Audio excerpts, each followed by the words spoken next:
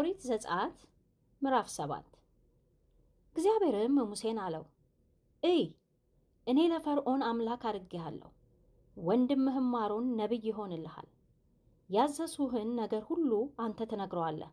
ወንድምህም አሮን የእስራኤልን ልጆች ከአገሩ ይለቅቅ ዘንድ ከፈርዖን ጋር ይናገራል።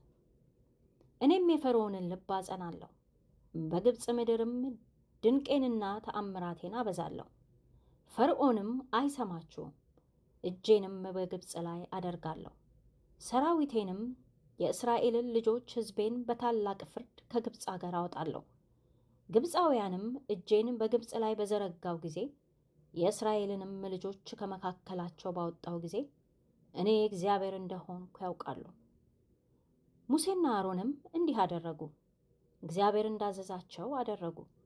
ፈርዖንንም በተናገሩት ጊዜ ሙሴ የ80 ዓመት ሰው ነበር፣ አሮንም የ83 ዓመት ሰው ነበር።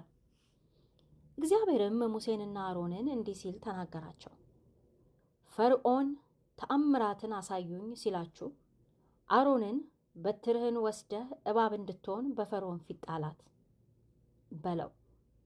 ሙሴና አሮንም ወደ ፈርዖን ገቡ፣ እግዚአብሔርም እንዳዘዛቸው እንዲሁ አደረጉ። አሮንም በትሩን በፈርዖን በባሪያዎቹ ፊት ጣለ፣ እባብም ሆነች። ፈርዖንም ጠቢባንንና መተተኞችን ጠራ፣ የግብፅም ጠንቋዮች በአስማታቸው እንዲሁ ደግሞ አደረጉ። እያንዳንዳቸውም በትራቸውን ጣሉ፣ እባቦችም ሆኑ። የአሮን በትር ግን በትራቸውን ዋጠች።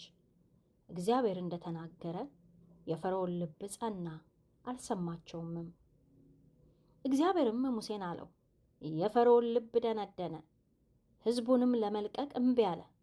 ማልደ ወደ ፈርዖን ሂድ፣ እነሆ ወደ ውሃ ይወጣል፣ ትገናኘውም ዘንድ አንተ በወንዝ ዳር ትቆማለህ። እባብም ሆና የተለወጠችውን በትር በእጅህ ትወስዳለህ።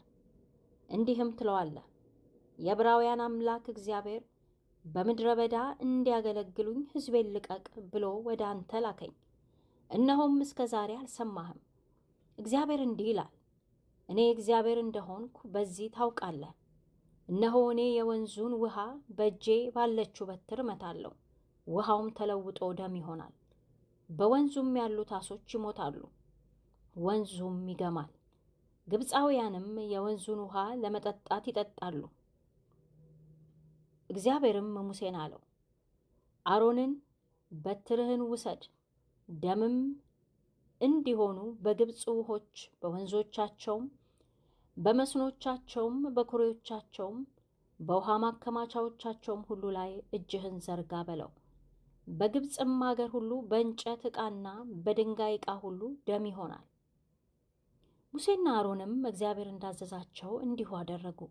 በትሩንም አነሳ፣ በፈርዖንና በባሪያዎቹም ፊት የወንዙን ውሃ መታ። የወንዙም ውሃ ሁሉ ተለውጦ ደም ሆነ። በወንዙም የነበሩ ዓሦች ሞቱ፣ ወንዙም ገማ። ግብፃውያንም ከወንዙ ውሃ ይጠጡ ዘንድ አልቻሉም። ደሙም በግብፅ አገር ሁሉ ነበር። የግብፅም ጠንቋዮች በአስማታቸው እንዲሁ አደረጉ። እግዚአብሔርም እንደተናገረ የፈርዖን ልብ ጸና፣ አልሰማቸውምም። ፈርዖንም ተመልሶ ወደ ቤቱ ገባ፣ ይህንም ደግሞ በልቡ አላኖረውም። ግብፃውያንም ሁሉ የወንዙን ውሃ ይጠጡ ዘንድ አልቻሉምና በወንዙ አጠገብ ውሃ ሊጠጡ ቆፈሩ። እግዚአብሔርም ወንዙን ከመታ በኋላ 7 ቀን ተፈጸመ።